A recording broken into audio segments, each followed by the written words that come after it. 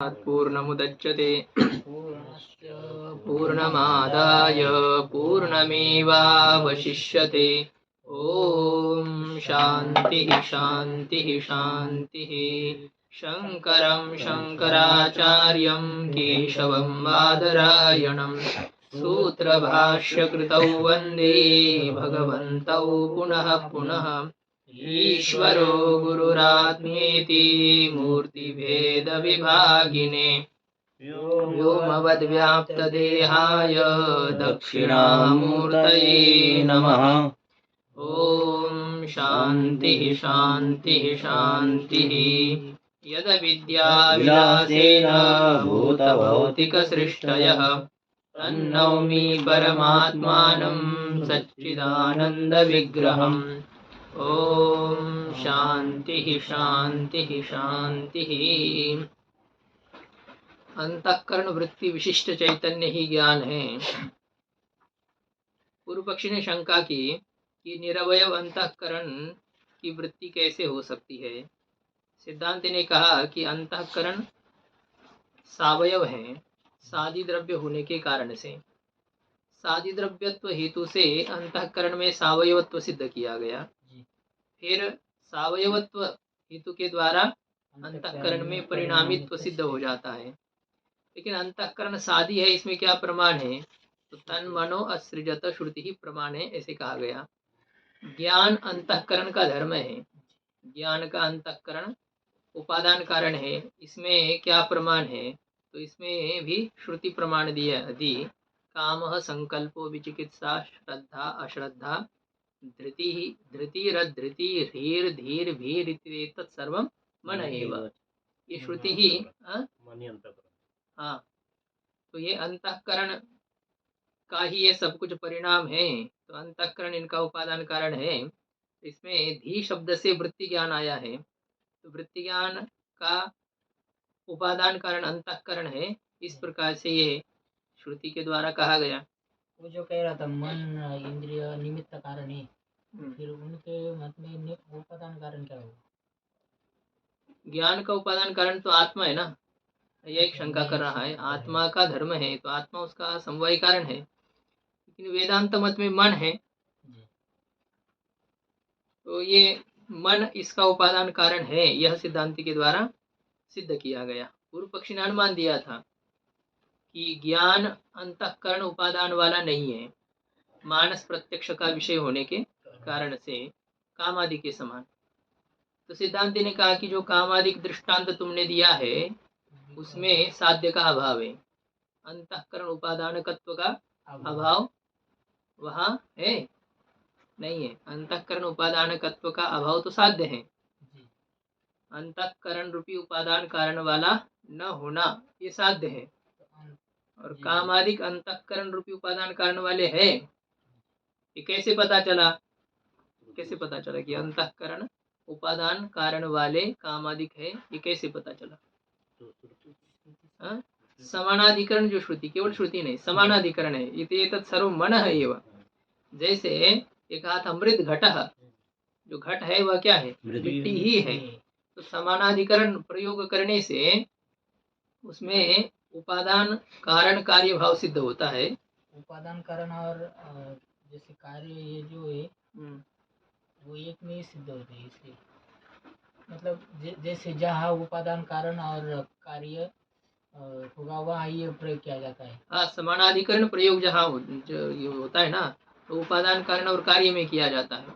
घटः कुलालः या कुलालः घटः, ऐसा समानाधिकरण प्रयोग नहीं होता है। मृद घटः, मिट्टी ही घट है, इस प्रकार का प्रयोग होता है। उपादान कारण और कार्य में अभेद है, निमित्त कारण और कार्य में नहीं। तो ये समानाधिकरण श्रुति होने के कारण से ये मन इनका उपादान कारण है कामादि का। तो कामादिक दृष्टांत में अंतःकरण उपादानकत्व है, उपादानकत्व का अभाव नहीं है। साध्य का अभाव है, साध्य विकल दृष्टांत है।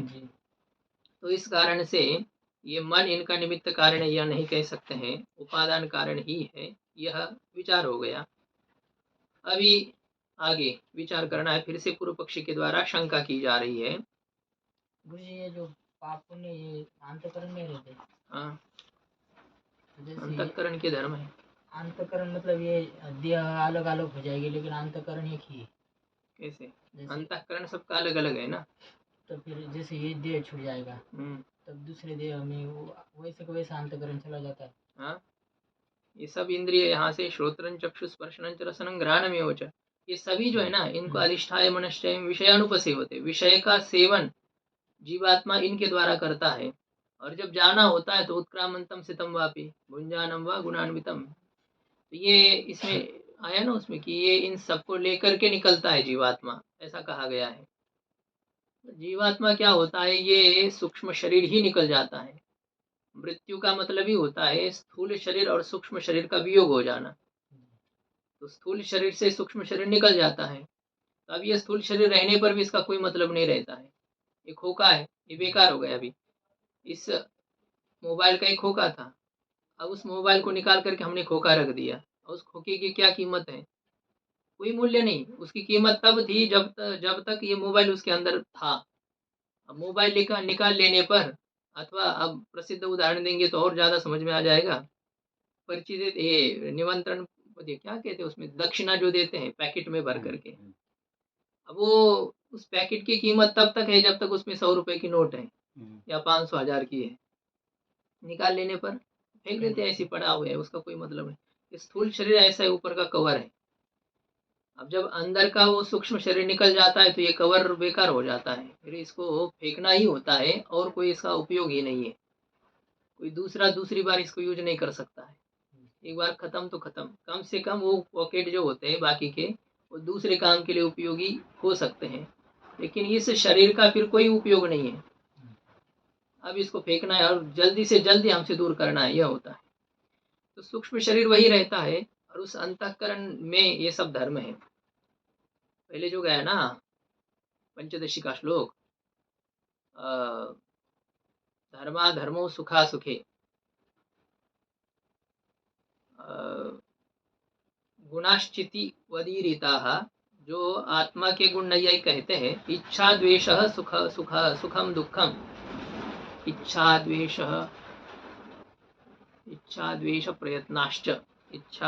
प्रयत्नाश्च धर्मा धर्मो सुखा सुखे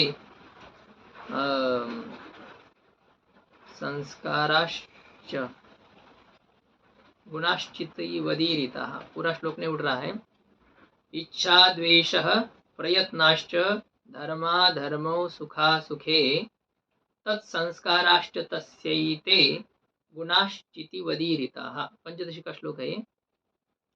तो ये इच्छा द्वेष प्रयत्न धर्म अधर्म सुख असुख यानी दुख, और तत्संस्काराश्च तस्यैते, और इनके जो संस्कार, तो ये सभी गुणाश्चितिवत ईरिता, एक ज्ञान के समान ये सब गुण कहे गए अंतःकरण के।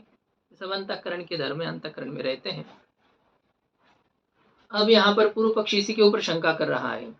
ये अंतःकरण में है किंतु आत्मा में इनकी प्रतीति होती है। मैं चाहता हूँ, चाहना इच्छा है, काम है, तो ये काम का आश्रय मैं हूँ। मैं अस्मत् पद का वाच्य कौन है? अहम शब्द का अर्थ अंतःकरण है क्या? अहम शब्द का अर्थ तो आत्मा है। तो मैं चाहता हूँ, मैं जानता हूँ, मैं डरता हूँ, मैं नहीं डरता हूँ, ये सभी धर्म आत्मा के प्रतीत हो रहे हैं, और आप कह रहे हो कि अंतःकरण के। ये एक पूर्व पक्षी शंका कर रहा है, ये अंतःकरण की नहीं अपितु ये आत्मा के धर्म हैं, ऐसा वह कह रहा है। ननु अहम इच्छामि अहम जानामि इत्यादि अनुभवस्य कामादेः आत्मधर्मत्वेन अवगाहमानस्य विरोधात् तेषाम अंतःकरण धर्मत्वं नोपपद्यते। मैं चाहता हूँ, मैं जानता हूँ इत्यादि जो अनुभव है, तो इत्यादि अनुभव का कैसा यह अनुभव है, उस अनुभव का स्वरूप दिया आगे। कामादेः आत्मधर्मत्वेन अवगाहमानस्य अनुभवस्य, कामादि में आत्मधर्मत्व रूप से विषय करने वाला यह जो अनुभव है। अवगाहते इति अवगाहमान, अवगाहन करने वाला, कामादि को आत्मधर्मत्व रूप से विषय करने वाला, ऐसा जो अनुभव, और उस अनुभव का विरोध होने के कारण से, उस अनुभव का विरोध किसके साथ विरोध है? कामादि में अंतःकरण धर्मत्व स्वीकार करने में, यह अनुभव विरोधी है। अनुभव है हमारा कि ये सब आत्मा के धर्म है और आप कह रहे हो अंतःकरण के धर्म। तो हमारे अनुभव के साथ इसका विरोध हो रहा है कि नहीं? हमें अनुभव आ रहा है कि कामादि आत्मा के धर्म है और आप कह रहे हो अंतःकरण के। तो ये कामादि में आत्म धर्मत्व रूप से विषय करने वाला, कामादि को आत्म धर्मत्व रूप से विषय करने वाला जो अनुभव, उस अनुभव का विरोध होने से तेषाम अंतःकरण धर्मत्व नोपपद्यते, तेषाम कामादीनाम अंतःकरण धर्मत्व नोपपद्यते, अंतःकरण धर्मत्व उचित नहीं है, अंतःकरण का धर्म कहना उचित नहीं है। तो कहते हैं कि ये जो समानाधिकरण श्रुति थी उसकी क्या संगति, वहां तो एतत् सर्व मन है, ये वो कहाँ गया है, वो श्रुति की संगति कैसे है? तो वो कहता है श्रुतिस्तु आयुर्वै घृतम इतिवत हेतु उपचरितार्था, आयुर्वै घृतम। अब है देखो समानाधिकरण प्रयोग है कि नहीं, सिंहो देवदत्त समानाधिकरण प्रयोग है। तो वैसे ये श्रुति ही ये आयु ही घृ है, घृत ही आयु है, घृत ही आयु है, घी आयु है, घी आयु है या घी आयु का कारण है, घी आयु का कारण है। बढ़िया से घी दूध दही आदि खाते तो बहुत साल तक लोग पुराने जीते थे और स्वस्थ जीवन जीते थे, ऐसा भी नहीं है कि जैसे कैसे 80 साल के पहले तो कम ही लोग मरते थे, ज्यादातर 80 के बाद में ही, और 80 तक भी कोई पता नहीं चलता था कि 80 साल का बुढ़ा है, ऐसा सब अपना अपना काम करते थे। 20-25 किलो धान आदि ले जाना है तो 4-4 5-5 किलोमीटर तक 80 साल के बुढ़े भी ले जाते थे। ऐसा जो आपको बोला था ना पहले, अंग्रेजों के जमाने में 85 साल का बुढ़ा था और वह 5वीं मंजिल पर 2 क्विंटल चावल लेकर के गया था, 2 क्विंटल, ऐसा कहते सुनाते हैं, भाई जी ने सुनाया था। हाँ 2 क्विंटल चावल, बस 85 साल का बुढ़ा था 5वीं मंजिल पर। ये संभव लग रहा है क्या हमको? कोई भी अब पहलवान नहीं ले जाएगा, 2 क्विंटल कैसे ले जा सकता है? चलो क्विंटल भरी मान लो, तो क्विंटल भरी भी 5वीं मंजिल पर ले जाना, और ले जाने पर ऐसा खड़ा है कि जैसा कि कोई गेंद लेकर के आया है, कोई जो सांस फूलना आदि कुछ भी नहीं है। तो वो अंग्रेज को भी आश्चर्य हो गया, क्योंकि वो तो भोगी प्रकृति के लोग हैं, उनको कहाँ इतना बल है। वो सब देख करके उसने कहा कि, देखता रहा और पूछा कि आपकी उम्र, आपकी आयु? बोले 85 साल वर्ष। तो और आश्चर्यचकित हो गया, बोले आप खाते क्या हो? बोले हम तो क्या है, दूध दही घी यही हमारा आहार है, गव्य पदार्थ का ही हम भक्षण करते हैं। तो तब उसके समझ में आ गया कि भारतीय मजबूत क्यों होते हैं, क्योंकि गव्य पदार्थ का सेवन करते हैं। तो इनकी जो जड़ है ना उसको काट दिया जाए। तो सबसे पहले जो को उन्होंने वो क्या कहते कत्तल खाना फिर गो को काटने के लिए बनाया अंग्रेजों ने, कि इनकी जड़ खत्म हो जाए। जब तक इनका बल रहेगा तब तक हम इनके ऊपर शासन नहीं कर पाएंगे जैसा चाहते हैं। तो इसलिए ऐसा है। और अभी भी अंग्रेजों के जमाने में भी हमारी सेना थी, उनमें अंग्रेजों की कहा, हमारी सेना उस तरफ से वो लड़ती थी, तो उनमें यह नहीं था ऐसा। क्या कह रहे हैं? अभी भी एक ही टार्जन नाम है उसका, केवल गोमूत्र और दूध पीता है गो का। तो उन्होंने रिकॉर्ड बनाया कितने 2-4 दिन ऐसे लगातार सपाटे जो लगाते हैं नहीं लोग, सपाटे पहलवान जो लगाते हैं, वो लगातार लगाए, तो गिनीज बुक में नाम हो गया उसका। क्या लगाए मतलब? जो व्यायाम करते हैं ना, सपाटे जो लगाते हैं, आपले देख लेते जोर, तो ते रातन दिवस 4-5 दिवस लावले थे, लगातार 4-5 दिन तक, कितनी देर घंटे उनको गिनाया है वो। तो केवल गो का मूत्र और गाय का दूध, बहुत ही है। अभी अभी थोड़ा थोड़ा लोगों के समझ में आ रहा है गौ माता की महिमा, लेकिन अब ये हो जाएगा, अब पछताने से क्या होता है, जब चिड़िया चुग गई खेत, यह हालत हो गई है। अब गौ माता क्या हुआ 4-5 दिन तक, क्या हुआ लगातार उसको, ये जो होता है ना, क्या जोर निकालना, उसको क्या कहते भाई आप लोग? जो सपाटी बोलते, हाँ डिप्स। तो 4-5 दिन तक लगातार डिप्स लगाता रहो, लगातार। तो ये क्या खाता है? तो दूध और दही, घी, मक्खन, यही ये जो होता है। विचार क्या चल रहा था हमारा? लेकिन स्वामी जी, ये अंग्रेजों से पहले तो ये मुसलमान आए तो ये कसाई खाना तो उससे पहले शुरू हो गया होगा वो नहीं? उसको एक औद्योगिक दर्जा नहीं था। वो मुसलमान क्या करते थे, हिंदुओं को चिढ़ाने के लिए भले गायियाँ काटते थे और वो अपना खाते थे। तो भाई बकरे ऐसे कटते तो उसमें क्या इतना ही होता है, लेकिन जो अब एक उसका एक उद्योग बन गया, वो धंधा हो गया, व्यवसाय हो गया, तो हजारों के संख्या में गाय पहले कटती नहीं थी, कई एक जगह पर कटी, उतने से हो गया, वो लोग खा जाते थे मुसलमान लोग, इतना ही था। लेकिन ये अंग्रेजों ने किया है जो किया है। मुसलमानों ने इतना हमारे धर्म का जो है ना मजाक नहीं उड़ाया, जैसा कि उस जमाने में भी अच्छी स्थिति थी जितना अंग्रेजों ने किया। ठीक है, ये है आयुर्वै घृतम। ये घी ही आयु है, तो घी आयु है या घी आयु का कारण है? घी आयु का कारण है। हाँ, लेकिन कारण में ही ये उपचार से ऐसा समानाधिकरण प्रयोग किया गया। आयु का निमित्त कारण है घी, लेकिन ऐसा कह दिया, ये नहीं कि उपादान कारण है। तो आयुर्वै घृतम, यहाँ जिस प्रकार से ये समानाधिकरण हेतु में उपचरित अर्थ वाला, गौणार्थ वाला है। घृत शब्द हेतु अर्थ में है, तो आयु घी नहीं है, घी आयु नहीं है, अपितु घी आयु का कारण है। तो कारणवाचक जो घृत शब्द है उसको कार्य में प्रयुक्त किया गया, ये घी ही आयु है, घी आयु का कारण है, लेकिन घी को ही आयु कह दिया। तो ये कोई मुख्य प्रयोग है क्या? नहीं, ये गौण प्रयोग है। तो ये जैसे हेतु में ये गौण अर्थ वाला ये प्रयोग, इसी प्रकार से इत्येतत् सर्वं मन एव, ये जो कहा है ये भी हेतु अर्थ वाला है। ये मन ही है ऐसा नहीं, मन इनका कारण है। जैसे घी आयु का कारण है, वैसे मन इनका कारण है। तो इस प्रकार से ये गौणार्थता श्रुति में हो सकती, श्रुति गौणार्थ वाली है। हेतु उपचरितार्था, हेतु में ये गौण अर्थ वाली है।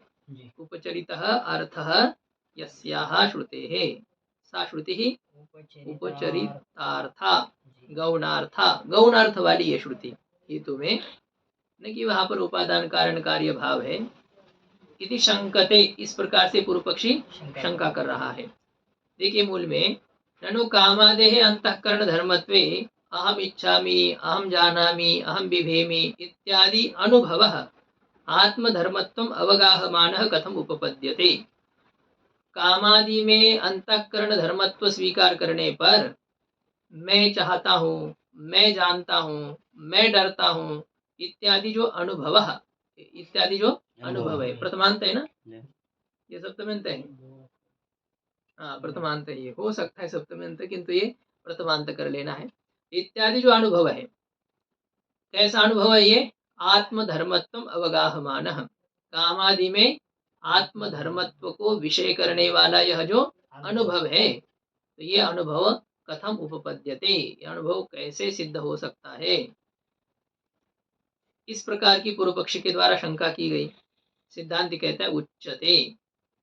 अब पहले टीका में आइए, कामादेः अंतःकरण धर्मत्वम एव उक्त व्यवहारः, कामादेः अंतःकरण धर्मत्वम एव उक्त व्यवहारस्तु सुखाद्याकार परिणामी अंतःकरण ऐक्याध्यासात् उपपद्यते। सिद्धांति समाधान कर रहा है कि कामादि में अंतःकरण धर्मत्व ही है, कामादि अंतःकरण के ही धर्म है।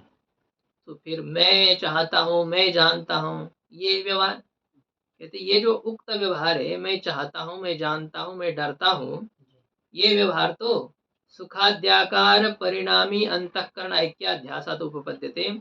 सुखादि के इच्छा, ज्ञान, डर आदि के आकाराकार जो परिणाम वाला अंतःकरण है, सुखाद्याकार किसका परिणाम होता है? अंतःकरण का। तो सुखादि आकाराकार परिणाम वाला जो अंतःकरण है ना जी, और उस परिणाम वाले अंतःकरण के साथ ऐक्याध्यासात्, तादात्म्य अध्यास के कारण से ये प्रतीति की संगति हो सिद्ध होती है। ये प्रतीति तादात्म्य मतलब जैसे देंगे अयोदहति, लोहा तपाता है, लोहा तपा रहा है या लोहा में जो अग्नि वह जला रही है, अग्नि जला रही है, लेकिन लोहा जलाता है ऐसा कह दिया। क्यों? क्योंकि लोहे का अग्नि के साथ तादात्म्य अध्यास हो गया है, एकत्व भ्रम हो चुका है। तो वह एकत्व भ्रम होने के कारण से हम दाहकत्व धर्म लोहे का समझ रहे हैं और वर्तुलत्व धर्म अग्नि का समझ रहे हैं, है ना। एकत्व का भ्रम होने से, उसी प्रकार से अंतःकरण और आत्मा में एकत्व का भ्रम होने से अंतःकरण के धर्म को आत्मा के धर्म माने जाते हैं। मैं सुखी हूँ, मैं दुखी हूँ। अब ये आत्मा थोड़ी सुखी दुखी होता है, लेकिन ये सुख दुख जिस अंतःकरण के धर्म है, उस अंतःकरण के साथ तादात्म्यपन्न होने के कारण से वो सब धर्म आत्मा में प्रतीत होते हैं। वो भ्रम है, वो वास्तविकता नहीं है। जैसे उदाहरण आपको कई बार देते हैं कि विवाह होने से पहले जिस स्त्री के साथ हमारा कोई संबंध नहीं था, नाता नहीं था, कई कई प्रसंग उसके ऊपर आते हैं जैसे कैसे, लेकिन फिर भी हमें कोई मतलब नहीं था उससे। लेकिन वही जब विवाहित हो जाती है तो उसके बाद में उसको बुखार आता है, उसको सर दर्द होता है, तो हमें कितनी पीड़ा होती है। ये सब किस कारण से हो रहा है? उसके साथ जो हमने ममत्वाध्यास किया है, मतलब मेरापन किया है, वह जो गौण रूप से तादात में किया है, तो इस कारण से अब उसके सुख दुख के भागी हम भी होने लग जाते हैं। तो ऐसी है, शरीर के साथ अंतःकरण के साथ तादात्म्याध्यास होने के कारण से अंतःकरण के धर्म को आत्मा के धर्म ऐसा अनुभव किया जाता है और आत्मा के धर्म को अंतःकरण के धर्म, अन्योन्याध्यास इसको कहते हैं। अंतःकरण के धर्म है सुख दुखादि, आत्मा में आरोप किया जाता है। आत्मा के धर्म है सतचित आनंद स्वरूप, ये अंतःकरण में आरोपित किए जाते हैं। वर्तुलत्व धर्म का आरोप होता है अग्नि में, और दाहकत्व धर्म का आरोप होता है लोहे में। तो परस्पर के धर्म का भी परस्पर पर आरोप हो जाता है, और परस्पर धर्मी का भी परस्पर धर्मी में आरोप हो जाता है। लोहे को ही अग्नि कहा जा रहा है, अग्नि को ही लोहा कहा जा रहा है। ये धर्मी अध्यास धर्माध्यास जो होता है, तो ये हाँ, सुख दुख काम इच्छा धृति अधृति लज्जा जो धर्म बताए गए हैं। तो सुखादि के आकाराकार परिणाम वाला जो अंतःकरण, उस अंतःकरण के साथ एकत्व अध्यास होने के कारण से यह व्यवहार सिद्ध होता है ये सब अंतःकरण के धर्म। जैसे यथा अयः पिंडस्य दग्धृत्वाभावे अपि, लोहे के गोले में दाहकत्व है क्या? नहीं है। लोहे के गोले में दाहकत्व का अभाव होने पर भी दग्धृत्वम, दग्ध्री कौन सी धातु यहाँ पर? दग्ध्री, दह भस्मीकरणे, दह धातु है, इसमें त्रिच प्रत्यय कर दिया है।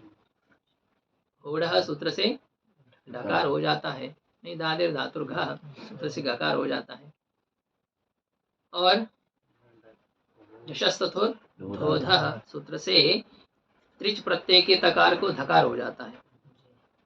दग ध्री झलाम जश यशी, दग ध्री त्व, दग्धृत्व का अर्थ दाहकत्व, त्रिच प्रत्यय करते तो दग्धा हो जाता है, नूल प्रत्यय करते हैं तो दाहक हो जाता है। तो जैसे अयह पिंड में दाहकत्व का अभाव होने पर भी है कि दाहकत्व है क्या अयोगोलक में? तो लोहे के गोले में दाहकत्व न होने पर भी अयो दहती ऐसा व्यवहार हो रहा है कि नहीं? हाँ, वो कैसे हो रहा है? वो दाहकत्व का आश्रय जो वन्नी है, दाहकत्व धर्म का आश्रय कौन है?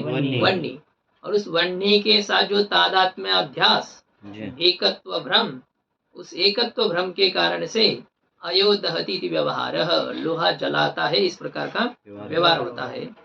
तद्वत इति समाधत्ते, उसी प्रकार से ये अंतःकरण के धर्म है कामादि, किंतु मैं चाहता हूँ, मैं डरता हूँ, मैं जानता हूँ, ऐसे ये आत्मा के धर्म रूप से प्रतीत होते हैं। इति समाधत्ते, उसी प्रकार से यह है, इस प्रकार से सिद्धांती समाधान करता है। उच्चते इति कह करके समाधान किया जा रहा है मूल में। तो मूल में देखिए, उच्चते सिद्धांती कहता है इस व्यवहार का कारण क्या है? अयः पिंडस्य दग्धृत्वाभावे अपि दग्धृत्वाश्रय वह्नि तादात्म्याध्यासात् यथा अयो दहति इति व्यवहारः, तथा सुखाद्याकार परिणामी अंतःकरण ऐक्याध्यासात् अहम सुखी दुखी इत्यादि व्यवहारः। जिस प्रकार से अयह पिंड में दाहकत्व का अभाव होने पर भी दाहकत्व के आश्रय वह्नि के साथ एकत्व भ्रम होने के कारण से अयो दहती इति व्यवहार, लोहा जलाता है इस प्रकार का व्यवहार होता है। उसी प्रकार से सुखादि के आकार सुखादि आकार परिणाम वाला सुखम आदि येषाम आकाराणाम ते आकाराः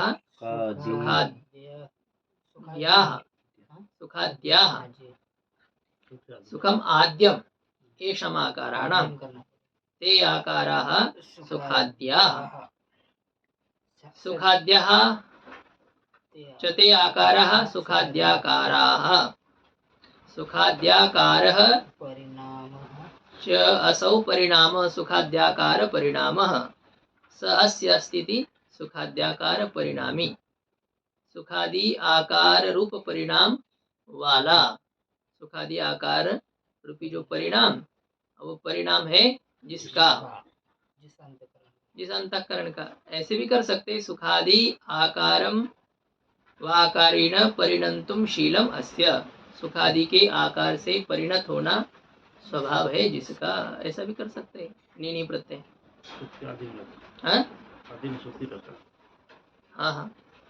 अब भाई जो इष्ट हो उसी को तो पहले उठाते हैं। जब भी कभी दृष्टांत देते ना, सब जगह ब्राह्मण ब्राह्मण कहा जाता है, सन्यासी कहा जाता है, क्योंकि वो विशिष्ट है ना, तो सबसे पहले वही बुद्धि में उपस्थित होते हैं जो कि हमें इष्ट हो। हाँ, तो आप उसमें लिख सकते हैं, आप में इसमें सुख आदि के परिणाम होता रहेगा तो दुख तो होता ही रहेगा। हाँ, यही तो कह रहे हैं ना कि जो कि सकारात्मक जो होते हैं, अनुकूल जो होते हैं, उनका पहले नाम आ जाता है। जो प्रतिकूल होते हैं उनका नाम नहीं आता है, या आता भी है तो जानबूझ करके उसको टाला जाता है, कहाँ उसका सुबह सुबह नाम लेना है, ऐसे होता है। तो सुखादि आकार रूप परिणाम वाला जो अंतःकरण, और ऐसे अंतःकरण के साथ ऐक्याध्यासात, अंतःकरणेन ऐक्याध्यास, अंतःकरण के साथ जो एकता का भ्रम है, और उस एकता के भ्रम के कारण से मैं सुखी, मैं दुखी इत्यादि व्यवहार होता है। ये सब व्यवहार होता है, मैं सुखी हूँ, मैं दुखी हूँ, ऐसा व्यवहार। टीका में देखिए, ननु अस्तु वह्नि अय पिंडयोः उभयोः अपि प्रत्यक्ष विषयत्वेन तादात्म्याध्यासात् उक्त व्यवहारः। पूर्व पक्षी कहता है कि ठीक आपने उदाहरण तो खोजा कि लोहा और अयपिंड, लोहा और वह्नि, इनमें एकत्व भ्रम होने से इनके परस्पर धर्म का भी परस्पर में आरोप हो जाता है।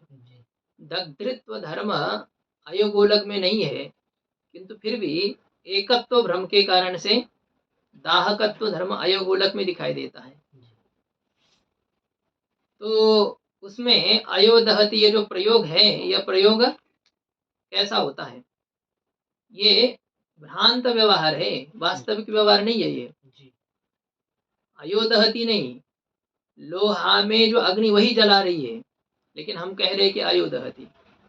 उसी प्रकार से ये कामादिक है अंतःकरण के धर्म, लेकिन उस अंतःकरण के साथ आत्मा का एकत्व भ्रम होने के कारण से आत्मा के धर्म रूप से इनकी प्रतीति हो रही। घटाया आपने, लेकिन यह है कि इस उदाहरण में और आपके दृष्टांत में अंतर है। उदाहरण में वह्नि और लोहा दोनों में से प्रत्यक्ष का विषय कौन है? दोनों भी प्रत्यक्ष के विषय हैं। लोहा भी दिखता है और अग्नि भी दिखती है, दोनों प्रत्यक्ष के विषय है। लेकिन आत्मा और अंतःकरण, इन दोनों में प्रत्यक्ष का विषय कौन है और प्रत्यक्ष का विषय कौन नहीं है? दोनों प्रत्यक्ष के विषय नहीं है। दोनों प्रत्यक्ष, आत्मा का प्रत्यक्ष नहीं होता है क्या? नहीं होता है। आत्मा का प्रत्यक्ष नहीं होगा तो फिर तो मोक्ष होगा ही नहीं। ईदंत्वेन प्रत्यक्ष नहीं होता है आत्मा का, यह है इस प्रकार से प्रत्यक्ष नहीं होता है। हमें अभी नहीं हो रहा है ना, दृश्यते त्वग्रया विद्यते। साक्षात अपरोक्षात ब्रह्म तो आया ना, इसलिए प्रत्यक्ष प्रमा स्वरूप ही है वह, और प्रत्यक्ष प्रमा का विषय भी ब्रह्म होता है। ज्ञेयम यत् प्रवक्ष्यामि यज्ञात्वमृतमश्नुते, भगवान कहते ज्ञेयम, जो ज्ञान का विषय है, तो ब्रह्म ज्ञेय भी है और ज्ञेय नहीं भी है। दृश्यते त्वग्रया बुद्धिया, सूक्ष्म या सूक्ष्मदर्शी भी मन से विदमाप्तव्यम, मन से इसको जानना है। तो मन से बुद्धि से उसका ग्रहण होता भी है और नहीं भी होता है, अन्य पदार्थ के जैसे नहीं होता है, स्वस्वरूपत्वेन होता है। आत्मा प्रत्यक्ष का विषय है, लेकिन अंतःकरण प्रत्यक्ष का विषय नहीं है। लेकिन जब जब शंका कर रहे तब वो अप्रत्यक्ष ही है ना। कैसी बात करते हो, आपको आत्मा का प्रत्यक्ष नहीं है क्या? ये जगत भ्रम हो रहा है तो आत्मा का प्रत्यक्ष कैसे नहीं है? आत्मा का विशेष नहीं है ज्ञान, हमें जैसा आत्मा है उस प्रकार से विशेष रूप से हम भले ही नहीं जानते हैं, लेकिन हम अपने आप को कब नहीं जानते हैं? हमें अपने आप का हमेशा ज्ञान रहता है, और चाहे जिस अवस्था में हो, चाहे हम सुषुप्ति में हो, फिर भी हमें अपना ज्ञान रहता है। मैं सोया था मतलब अनुभव कर रहा था मैं अपने आप का, विशेष रूप से नहीं। हाँ, तो बस वही बात है, अभी थोड़ी देर अनुभव तो है। अभी थोड़ी देर पहले तो सावयव तो सिद्ध कर रहे थे, क्या हो रहा था? अभी थोड़ी देर पहले तो सावयव तो सिद्ध कर रहे थे। हाँ ठीक है, अभी पूरा प्रत्यक्ष नहीं हो रहा। हाँ तो क्या सावयवत्व तो अनुमान के द्वारा सिद्ध करना है ना, तो फिर क्या उसका क्या देख करके फिर उसमें सावयवत्व जब है तो अनुमान की क्या जरूरत है? लेखनी सावयव है, निरवयव है, इसमें क्या संशय की बात नहीं, दिख रही है ना। जो दिखता नहीं उसमें तो विवाद होता है। अंतःकरण प्रत्यक्ष का विषय नहीं था, इसलिए नैयायिक कहते निरवयव है, वेदांति कहते सावयव है। जो प्रत्यक्ष गोचर वस्तु होती है ना, उसमें विवाद नहीं होता है। अभी मोबाइल है या नहीं है, इसमें कौन विवाद करेगा? जो फ्री होगा वो कुछ कहेगा दिमाग से, बाकी तो ये दिख रहा है, इसमें क्या है? हाँ, तो ये पूर्व पक्षी कह रहा है, देखो वह्नि अय पिंडयो उभयो अपि प्रत्यक्ष विषयत्वेन तादात्म्याध्यासात् उक्त व्यवहारः।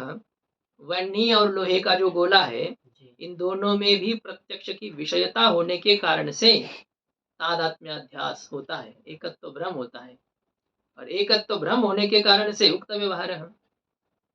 हाँ, ये लोहा जलाता है, इस व्यवहार का कारण क्या है? अरे लोहा जलाता, इस व्यवहार का कारण कौन हो रहा है? अग्नि हो रही। एकत्व का भ्रम, लोहा और अग्नि में जो एकत्व का भ्रम है, ये पंक्ति देखिए ना, तादात्म्याध्यासात् उक्त व्यवहार है। अयोदहति, इस व्यवहार का कारण कौन है? तादात्म्याध्यास, लोहा और अग्नि में जो एकत्व भ्रम है, उस एकत्व भ्रम के कारण से उक्त व्यवहार हो रहा है। अच्छा, ये एकत्व भ्रम का कारण क्या है? दोनों में प्रत्यक्ष विषयता, दोनों प्रत्यक्ष के विषय है, इसलिए एकत्व का भ्रम हो रहा है दोनों में, लोहा और अग्नि में एकत्व का भ्रम इसलिए है कि दोनों भी हमें दिखते हैं। भूत प्रेत और आदमी, इनमें एकत्व का भ्रम होता है क्या? नहीं, उनमें से एक दिखता नहीं है ना। दोनों दिखते हो तो एकत्व का भ्रम होगा, और एकत्व का भ्रम होता है इसलिए लोहा जलाता है, इस प्रकार की प्रतीति हो रही है, ये व्यवहार हो रहा है, बात ठीक है। लेकिन जो सिद्धांत है, जहाँ आत्मा और अंतःकरण की बात है, तो उनमें प्रत्यक्ष विषयता दोनों में है नहीं है। हाँ, इसमें एक में तो प्रत्यक्ष की विषयता है और एक में प्रत्यक्ष की विषयता नहीं है। प्रत्यक्ष की विषयता किसमें है? आत्मा में, और अंतःकरण में नहीं है। तो आत्मा अंतःकरणयो हो तो प्रत्यक्ष विषय तद अविषयो हो। आत्मा और अंतःकरण कैसे? ये दोनों प्रत्यक्ष का विषय और प्रत्यक्ष का अविषय, ऐसे जो दोनों यथा संख्यम अनुदेशः समानाम। प्रत्यक्ष का विषय आत्मा और तद अविषय, प्रत्यक्ष का विषय है अंतःकरण। तो प्रत्यक्ष का विषय और प्रत्यक्ष का अविषय जो आत्मा और अंतःकरण है, तो उस आत्मा और अंतःकरण में तत्वाभावात, आत्मा और अंतःकरण में क्या नहीं है? तत्व का अभाव होने से। मतलब किसका अभाव होने से बताइए? प्रत्यक्षता का अभाव होने से। तत्वाभासात, तत्वाभावात, तत्वाभावात का अर्थ एकत्व, अध्यास अभावात, एकत्व भ्रम का अभाव होने से।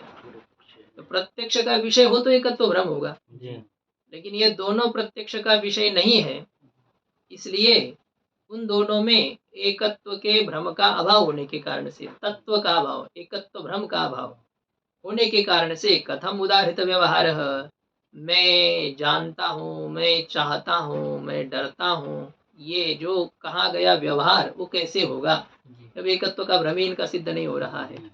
भाष्यकार भगवान ने भी जो कहा है कि ये अत्यंत विरुद्ध स्वभाव वाले हैं, प्रकाश और अंधकार के समान, आत्मा और अंतःकरण, शरीर आदि, तो इनका परस्पर अध्यास कैसे हो सकता है, एकत्व भ्रम कैसे हो सकता है, दोनों जैसे प्रत्यक्ष। इस तत् से केवल प्रत्यक्ष एक ग्रहण हो रहा है, कहाँ पर पीछे तत्प्रत्यक्ष, तत्प्रत्यक्ष, ये जो प्रत्यक्ष विषय और तद अविषय, तद हाँ अविषय। तद से तो यहाँ पर प्रत्यक्ष ही है, तस्य अविषय तद विषय, तो समास में प्रत्यक्ष विषय ये हाँ भी वो होगा ना? हो जाता है उसका, ये प्रत्यक्ष से विषय प्रत्यक्ष विषय है, और तस्य अविषय जब आना है तो वही एक देशान्वय हो जाता है उसका, तो उसके बिना फिर नहीं तो प्रत्यक्ष का विषय और प्रत्यक्ष विषय का अविषय, यदि तद से क्या करते एक देशान्वय नहीं करेंगे तो फिर तद शब्द से ग्रहण करना पड़ेगा प्रत्यक्ष का विषय। इतना लिखते प्रत्यक्ष विषय अविषय, ठीक है लिख सकते हैं, कोई बात नहीं है, व्यवस्था है हमारे पास, ऐसी भी वैसी भी है। तो यहाँ वही प्रत्यक्ष के साथ ही उसका अन्वय करना है, प्रत्यक्ष का विषय और प्रत्यक्ष का अविषय। ऐसे जो आत्मा और अंतःकरण इन दोनों में ये विशेषण है, आत्मा अंतःकरणयोः का, प्रत्यक्ष विषया विषययोः आत्मा अंतःकरणयोः, ऐसा अर्थ है। क्योंकि वो तब हो जाता है, द्वंद्व हो जाता है उसमें, फिर आदि का दोनों के साथ हो जाता है, कोई बात नहीं, ऐसा है। लेकिन कभी कभी एक देशान्वय भी हो जाता है, सर्वनाम उसी को विषय करेंगे जो कि प्रकृति में आवश्यक होता है। बहुत सारे उपस्थित होने पर भी जहाँ चल रहा है, जिसको लेकर के चर्चा हो रही है उसी का ग्रहण होगा। अरे उसको बुलाओ, तो पहले जिसकी चर्चा हो रही थी 50 लोग है, लेकिन उसको बुलाओ कहने से बुद्धिमान व्यक्ति बराबर उसी को बुलाएगा जिसको चाहता है। सर्वनाम तो कई का परामर्श कर सकता है, लेकिन वक्ता का अभिप्राय क्या है वह भी एक शब्द बोध का विषय होता है ना, उसको लेकर के भी समझना है, तद से वक्ता किसे कहना चाहता है, प्रसंग के अनुरूप सोचना है। तो इसमें एकत्व भ्रम का अभाव होने से कैसे उदारित व्यवहार हो सकता है, अहम इच्छामि, अहम जानामि, अहम विवेमि, यह व्यवहार कैसे हो सकता है। न च अंतःकरणस्य प्रत्यक्ष विषयता, और अंतःकरण में प्रत्यक्ष की विषयता तो है ही नहीं जी, है ना, कहेंगे ना नहीं नहीं अंतःकरण कौन कहते हो प्रत्यक्ष का विषय नहीं है, प्रत्यक्ष का विषय है, ऐसा यदि कहे तो पूर्व पक्षी कहता है कि नहीं नहीं अंतःकरण में प्रत्यक्ष की विषयता नहीं है। कैसे नहीं है, बोले तस्य इंद्रियतयात इंद्रियत्वात्, अंतःकरण में इंद्रियत्व होने के कारण से अतीन्द्रियत्व है, इंद्रिय अतीन्द्रिय होते हैं, इंद्रिय इंद्रिय के विषय नहीं होते हैं। अतिक्रांतानि इंद्रियाणि यस्मात् तदातीन्द्रियम, इंद्रिय से इंद्रिय दूर चली गई है, मतलब इंद्रिय के द्वारा इंद्रिय को नहीं अनुभव किया जाता है। जी, तो अंतःकरण यदि इंद्रिय है तो अंतःकरण अतीन्द्रिय है, जी, इंद्रिय का विषय नहीं है। तो अंतःकरण को इंद्रिय मानते हैं। हाँ हाँ, ये नहीं पूर्व पक्षी बोल रहा है ना, बात अभी सिद्धांत कहेगा। तो इंद्रिय अंतःकरण इंद्रिय होने से अतीन्द्रिय है, और अतीन्द्रिय होने के कारण से उसमें प्रत्यक्ष की विषयता नहीं है, चक्षुरादि इंद्रिय के समान। अनुमान कैसे बनेगा, अंतःकरणम अतीन्द्रियम इंद्रियत्वात् चक्षुरादिवत्, अंतःकरणम न प्रत्यक्ष विषयम इंद्रियत्वात् चक्षुरादिवत्, यत्र यत्र इंद्रियत्वम तत्र तत्र अतीन्द्रियत्वम, अर्थात प्रत्यक्ष विषयाभावत्वम, जो जो इंद्रिय है वह प्रत्यक्ष का विषय नहीं है, जैसे इंद्रिय चक्षुरादिक इंद्रिय जो जो इंद्रिय वो प्रत्यक्ष नहीं होती, का विषय नहीं है, नहीं है। ऐसे कैसे नहीं है, क्या दिखता है आपको, दिख तो है चक्षु, क्या दिख रहा है, चक्षु दिख रही है, वो तो गोलक दिख रहा है। हाँ, बाहर का वो है कवर है उसका, बैठने का स्थान है, वह वो स्थान दिख रहा है। दूर से मंदिर दिख रहा है, इसका मतलब भगवान दिख रहे हैं क्या, अंदर कम से कम मूर्ति भी हो नहीं दिखती है, मंदिर का वो दिख रहा है बाहर का, बस उसी प्रकार से ये है, ये इसमें रहती है इंद्रिय, ये इंद्रिय नहीं है। तो ये पूर्व पक्षी शंका करता है कि अंतःकरण में प्रत्यक्ष की विषयता नहीं है, क्योंकि अंतःकरण इंद्रिय है। अब इसके ऊपर ही फिर चलेगी चर्चा, तो ऐसी इधर उधर घूमती रहती है। अब कोई प्रकृति विषय इतना नहीं था ये मजबूत कि अंतःकरण इंद्रिय है या इंद्रिय नहीं है, इसको सिद्ध करना। लेकिन जो एकत्व भ्रम के लिए उदाहरण दिया, अब वो उदाहरण ठीक से नहीं बैठ रहा है यहाँ पर आत्मा और अंतःकरण में, क्योंकि एक प्रत्यक्ष का विषय एक प्रत्यक्ष का विषय नहीं है। तो अंतःकरण प्रत्यक्ष का विषय क्यों नहीं है? इंद्रिय होने के कारण से। अब सिद्धांत इसके ऊपर क्या कहता है, ये इंद्रिय है या नहीं है, यहाँ से चर्चा आगे निकल गई। जैसे हम हरिद्वार कहीं जाते तो इस रास्ते से इस तरफ चले जाते, फिर उस तरफ इस तरफ करते हुए हम वहां पर पहुंच जाते जहां हमें पहुंचना है। कहीं कहीं बीच में रास्ते आ जाते हैं, जैसे कैसे शास्त्रार्थ जब हो जाता है तो कहीं कहीं घूम घूम करके फिर वहां आपको जाना होता है। एक ही रास्ते में चलना ये सब थोड़ी होता है। सीधा रास्ता हो, कोई ट्रेन की लाइन है क्या? यहाँ ऐसा ऐसा होता रहेगा। तो ननु अंतःकरणस्य इंद्रियतया अतीन्द्रियत्वात्, पूर्व पक्षी कहता है मूल में कि अंतःकरण में इंद्रियत्व होने के कारण से अतीन्द्रियत्वात्, अंतःकरण में क्या है? अतीन्द्रियता है, इंद्रिय की विषयता नहीं है।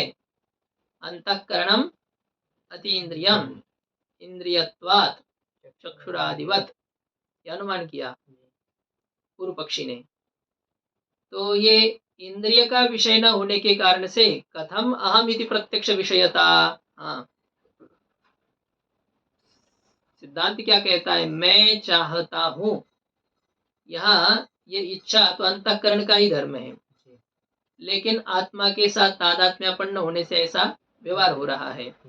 तो मैं यह प्रतीति वस्तुतः अंतःकरण को ही विषय करती है, ये विषय बन रहा है अभी। तो पूर्व पक्षी कहता है कि अहम इस प्रकार की प्रत्यक्ष विषयता अंतःकरण में कैसे आ सकती है? मैं चाहता हूँ, इच्छा के आश्रय का प्रत्यक्ष हमें हो रहा है कि मैं हूँ, इच्छा वाला मैं हूँ। इच्छा रूपी गुण के साथ मैं पद का जो वाच्य है उसका ग्रहण हो रहा है। तो इच्छा गुण किसका है? सिद्धांत मत में अंतःकरण का है। तो मैं चाहता हूँ, इसका मतलब मुझे इच्छा रूपी गुण के साथ अंतःकरण का प्रत्यक्ष हो रहा है। जैसे हम घटम जानामि, तो घट ज्ञान वाला मैं हूँ, ऐसा होता है ना।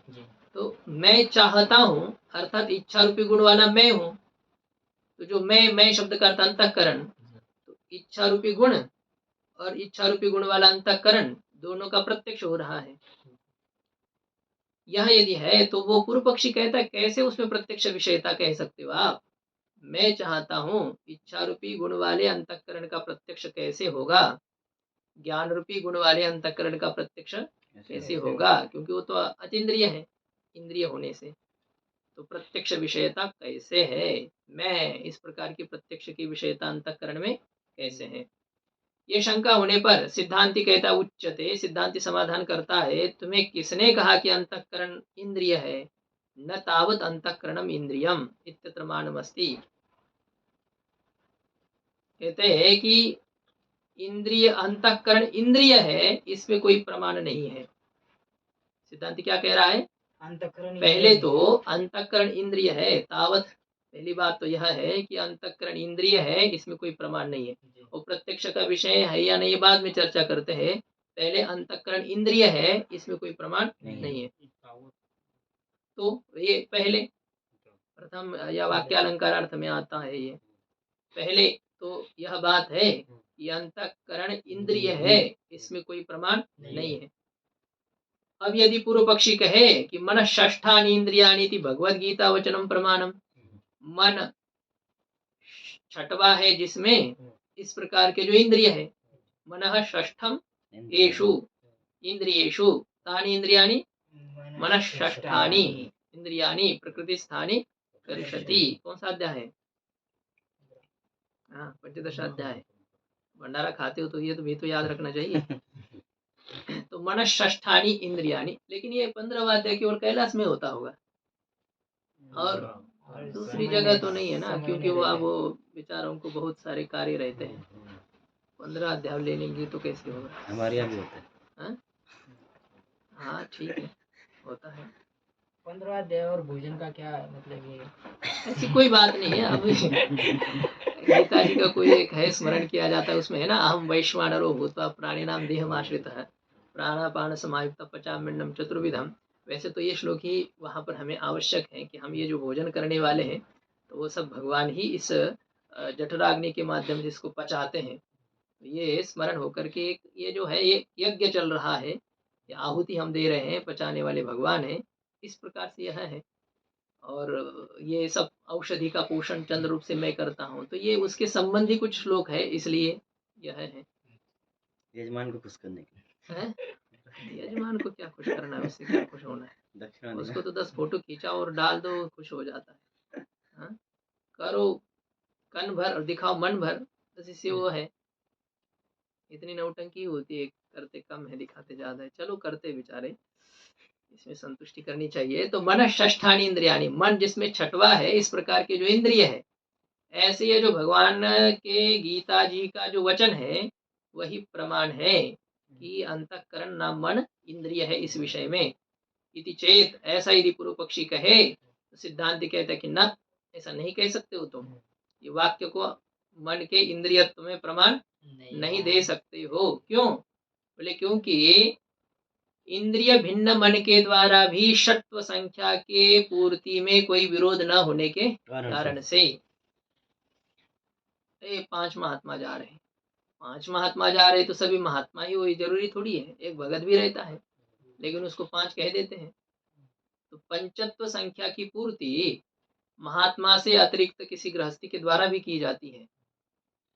होती कि नहीं होती? होती है। जैसे छाता वाले जा रहे तो क्या है, छत्र जिसके हाथ में नहीं है उसको भी छाता वाले कह करके, अरे वो 4-5 छाता वाले जा रहे हैं, तो 4-5 का 2 ही छाता थे, जा रहे थे 4 लोग, छाता वाला कह देते हैं। ऐसे यहाँ पर जो षट्व संख्या है, 6 यह संख्या है ना, षट ये संख्या नहीं है, संख्या षट्व है। उसमें एकत्व, द्वित्व, त्रित्व, चतुष्त्व, पंचत्व, षट्त्व, सप्तत्व, अष्टत्व, नवत्व, दशत्व, ये संख्याएं होती है। एकादशत्व 10 तक जितना जहां तक है, विंशति इसके आगे फिर वो संख्या भी है और संख्येय भी है, लेकिन उससे पहले त्व जोड़ने पर वो संख्या आती है। तो एक शब्द का अर्थ होता है द्रव्य। एकत्व संख्या वाले को एक कहते हैं, संख्या को एक नहीं कहते हैं। द्वित्व संख्या वाले को द्वे कहते हैं या द्वौ कहते हैं, संख्या को तो द्वित्व है। ये षट्व संख्या। तो अनिंद्रियेनापि मनसा न इंद्रियमिति अनिंद्रियम तेन, इंद्रिय भिन्न जो मन है उस इंद्रिय भिन्न मन के द्वारा भी षट्व संख्या के पूर्ण में कोई विरोध न होने के कारण से, यह नहीं कि मन षष्ठानी कहा है इसका मतलब भगवान मन को इंद्रिय मानना चाह रहे हैं, ये प्रमाण नहीं कह सकते। षट्व संख्या की पूर्ति इंद्रिय भिन्न मन के द्वारा भी की जा सकती है, यह प्रमाण नहीं बना कि मन इंद्रिय है। इसमें बात समझ में आ रही है जी? अब टीका में चलना पड़ेगा, दूर चले जाएंगे नहीं तो। अंतःकरण से इंद्रियत्वे प्रमाणाभावात् अतीन्द्रियत्व सिद्ध्या प्रत्यक्ष विषयता अभाव असिद्धि इति आशयेन परिहरति। सिद्धांत कहता है कि अंतःकरण में इंद्रियत्व है इस विषय में कोई प्रमाण नहीं है। अंतःकरण के इंद्रियत्व में कोई प्रमाण न होने के कारण से, प्रमाण का अभाव होने के कारण से अतीन्द्रियत्व की असिद्धि है। तो अतीन्द्रियत्व की असिद्धि होने के कारण से प्रत्यक्ष विषयता अभाव असिद्धि, प्रत्यक्ष विषयता के अभाव की भी असिद्धि है। मतलब जो हेतु दिया था ना, अंतःकरणम अतीन्द्रियम इंद्रियत्वात्, तो इस अनुमान में सिद्धांती स्वरूपा सिद्धि दोष दे रहा है।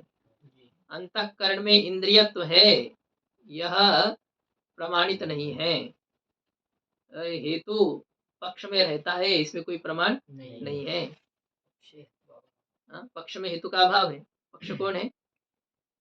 अंतःकरणम, ये पक्ष है, और अंतःकरण रूपी पक्ष में इंद्रियत्व रूपी हेतु रहता है, इसमें कोई प्रमाण नहीं है।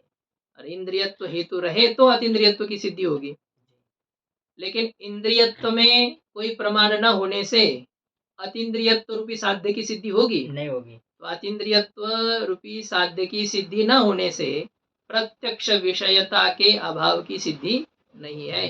अतीन्द्रियता सिद्ध नहीं है, इंद्रिय की विषयता, इंद्रिय की अविषयता सिद्ध नहीं है, तो इसलिए प्रत्यक्ष विषयत्व के अभाव की भी सिद्धि नहीं है। प्रत्यक्ष विषयत्व नहीं है अंतःकरण में, ये नहीं कह सकते हैं। प्रत्यक्ष विषयत्व अंतःकरण में नहीं है, ये कब कहेंगे? जब अंतःकरण में अतीन्द्रियत्व सिद्ध हो जाएगा। और अंतःकरण में अतीन्द्रियत्व कब सिद्ध होगा? जब अंतःकरण में इंद्रियत्व सिद्ध होगा। तो अंतःकरण में इंद्रियत्व तब सिद्ध होगा जब प्रमाण हो। अब प्रमाण नहीं है, इसलिए अंतःकरण में इंद्रियत्व नहीं है। अंतःकरण में इंद्रियत्व नहीं है, इसलिए अतीन्द्रियत्व की सिद्धि नहीं है। और अतीन्द्रियत्व की सिद्धि नहीं है, इसलिए अंतःकरण में प्रत्यक्ष विषयत्व का अभाव है, इसकी भी सिद्धि नहीं है। तो इति आशयेन, इस प्रकार के अभिप्राय से सिद्धांती परिहार करता है कि न तावत अंतःकरणम इंद्रियम इत्यत्र मानम अस्ति। मतलब ये सिद्धांती प्रत्यक्ष होता है ऐसे कह रहा है अंतःकरण का। ये देखो अब क्या हो रहा है, जैसे विशिष्ट रूप से अंतःकरण का भी विषय तो हो ही रहा है। इसको प्रत्यक्ष होना, ये इसका मतलब ये जैसे लेखनी आदि का प्रत्यक्ष होता है उस प्रकार से नहीं है ना। यहाँ प्रत्यक्ष क्या लक्षण भी करेंगे कि अंतःकरण वृत्त्यावच्छिन्न चैतन्य का विषयावच्छिन्न चैतन्य के साथ जो तादात्म्य है, अभेद है, एकाकारता है, उसी को प्रत्यक्ष कहेंगे। घट देश में अंतःकरण की वृत्ति जाती है, घटाकार अंतःकरण की वृत्ति और घट, ये दोनों एक देश में स्थित है। तो ये अंतःकरण वृत्ति और घटादिक विषयों का जो एक देश स्थितत्व है, तो इसी को प्रत्यक्ष कहना है। ऐसा जब हो जाता है तो उस विषय का प्रत्यक्ष होता है। तो अंतःकरण भी अंदर है, अंतःकरण की वृत्ति वही है। तो अंतःकरण की वृत्ति और अंतःकरण ये क्या है? एक देश में तो है ही है। तो इसलिए क्या हो जाता है कि अंतःकरण वृत्ति और अंतःकरण इन दोनों का एक देश में स्थितता होने के कारण से उसका प्रत्यक्ष हमेशा है। हमारे मन का हमेशा हमें प्रत्यक्ष होता है। हमारा मन कहाँ चला गया, देखा क्या आपने, मिला आपको कभी? ऐसा पूछते हैं हम, पूछते हैं क्या? हमारा मन कहाँ है? जहाँ कहीं दौड़ता है हमको पता चलता है कि नहीं? तो यदि मन का हम प्रत्यक्ष नहीं करते तो हमें कैसे पता चलता है कि मेरा मन तो वहां चला गया था? भूत प्रेत कहाँ चला गया आपको पता चलता है क्या? नहीं। यहाँ बैठा था, अभी भी बाहर चला गया, दिखाई दिया आपको? क्यों नहीं दिखाई दिया? भूत का प्रत्यक्ष नहीं, लेकिन आपका मन अभी बाहर चला गया, चला गया कि नहीं? हाँ, जब कह दिया तो मान लो चला गया, गंगा जी कह दिया, चला गया कि नहीं गंगा जी के पास? चला गया गंगा जी में, तो आपको पता चला कि नहीं? पता चला। तो यदि भूत प्रेत जैसा मन अप्रत्यक्ष होता तो उसके जाने आने का पता आपको नहीं लगना चाहिए। कभी कभी लेकिन आपको लगता है, उसके गुण आपको समझ में आ रहे हैं, उसका जाना आना समझ में आ रहा है। कभी आवाज हो जाता है। किनका आवाज हो जाता है? भूत प्रेत का। आवाज छोड़ दो, यहाँ आवाज हो रहा है क्या आपको? मन जा रहा है ऐसा मुझे भ्रम हो गया। ये मुझे मन है वो चार्जिंग निकालो, चार्जर निकाला? नहीं निकाला है। अच्छा नीचे से निकाला है। हाँ ठीक है। मन जाता है, वही अंतःकरण की वृत्ति बनती है ऐसे, बस आकार जैसे जो हो जैसा हो अंतःकरण। यदि यहाँ तो यही कहते ना, मन चला गया मतलब उसने आकार धारण किए, ठीक है, ठीक। यहाँ पर आप इस प्रकार से कहेंगे। और सामने वाले देश में जाता है तो सामने वाले देश में ये यहाँ देखो, या क्या वृत्ति चली गई या अंदर ही आकार धारण किया? नहीं, वृत्ति चली गई, आपको पता चला कि नहीं? ये चल रहा है कि नहीं? यहाँ लेखनी तक, लेखनी का प्रत्यक्ष हो रहा है। प्रत्यक्ष हो रहा है मतलब आपके अंतःकरण की वृत्ति यहाँ पहुंची है। और ये बात आपके समझ में आ रही है, नहीं आ रही है? आ रही है। तो इसका मतलब क्या, अंतःकरण के वृत्ति के जाने आने को आप समझ रहे हो? ऐसा है ना, मन विषय करता है, जहाँ कहीं जाता है, ऐसा मतलब ये जाना आना यही होता है कि अंतःकरण पूरी तरह से इस स्थान को छोड़ करके जाता है, यह बात नहीं है। उस विषय को विषय करता है ना वहाँ, भले अंदर उसका आकार धारण करे परोक्ष स्थल पर, लेकिन उसने आकार धारण किया। आपको समझ में आ रहा है कि नहीं आ रहा है? तो यदि उसका प्रत्यक्ष नहीं होता तो मन किसका आकार धारण करता है, कहाँ जा रहा है, कहाँ आ रहा है, कुछ समझ में नहीं आना चाहिए, सब समझ में आ जाता है। इसका मतलब अंतःकरण मन प्रत्यक्ष नहीं है बात नहीं। हाँ, ये बात बिल्कुल ठीक है कि आपके मन का मुझे प्रत्यक्ष नहीं है, मेरे मन का आपको प्रत्यक्ष नहीं है, लेकिन मेरे मन का मुझे मुझे बिल्कुल प्रत्यक्ष है। हमेशा जानता हूँ मैं अपने मन की गतिविधियों को। खुद ही खुद का साक्षी होता है ना, कहते हैं कि हम ही खुद देख रहे हैं हम कैसे हैं। अरे आप तो बहुत बड़े महात्मा हैं, अरे भाई काय के महात्मा, नहीं नहीं आप सही में महात्मा हैं। तो आप जैसे कह रहे हो, किसी को आप महात्मा कह रहे हो, ये तो आपकी श्रद्धा है, लेकिन वो कहाँ है कैसा है वो तो खुद को जानता है ना। ये आप कह रहे हैं लेकिन ये बात नहीं है, हम ऐसे नहीं है, क्योंकि हम अपने आप को समझ रहे हैं। इसलिए मन के प्रत्यक्ष नहीं होती है, इसमें ये कहना उचित नहीं बनता है। होता है, मन का प्रत्यक्ष होता है। हम ये थोड़ी कह रहे कि इंद्रिय से प्रत्यक्ष होता है। और इंद्रियार्थ सन्निकर्ष जन्यम ज्ञानम प्रत्यक्षम, ये हमारे प्रत्यक्ष का लक्षण ही नहीं है, जिससे कि अप्रत्यक्षता का प्रसंग आ जाए। तो टीका में देखिए क्या चल रहा था कि अंतःकरण के इंद्रियत्व में कोई प्रमाण नहीं है, इसलिए अतीन्द्रिय नहीं है, अतीन्द्रिय नहीं है तो प्रत्यक्ष विषयता के अभाव की भी सिद्धि नहीं है, ये सिद्धांति ने कहा। षष्ठस्य मनसः इंद्रियत्व प्रतिपादकस्य भगवद्वाक्यस्य परम प्रमाणस्य सत्वात् मानं नास्ति इति अयुक्तम इति चोदयति। अपूर्व पक्षी क्या कहता है कि मन में इंद्रियत्व का प्रतिपादक, प्रतिपादन करने वाला जो भगवान का वाक्य है, और वह वाक्य कैसा है, प्रमाण नहीं परम प्रमाण है। जिसने श्रुति को बनाया, वेद को बनाया, वही भगवान बोल रहे हैं। वो तो ऐसे वैसे प्रमाण नहीं है, बहुत प्रकृष्ट प्रमाण है। तो भगवान का वाक्य रूपी जो परम प्रमाण है, और उस परम प्रकृष्ट प्रमाण की विद्यमानता होने से मन के इंद्रियत्व में कोई प्रमाण नहीं है, इति अयुक्तम, यह उचित नहीं है, इति चोदयति, इस प्रकार से पूर्व पक्षी शंका करता है।